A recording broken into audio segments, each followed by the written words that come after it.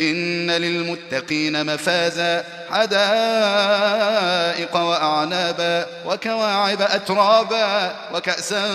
دهاقا لا يسمعون فيها لغوا ولا كذابا جزاء من ربك عطاء حسابا رب السماوات والأرض وما بينهما الرحمن لا يملكون منه خطابا يوم يقوم الروح والملائكة صفا لا يتكلمون إلا من أذن له الرحمن وقال صوابا ذلك اليوم الحق فمن شاء اتخذ إلى ربه مآبا إنا أنذرناكم عذابا قريبا يوم ينظر المرء ما قدمت يداه ويقول الكافر يا ليتني كنت ترابا.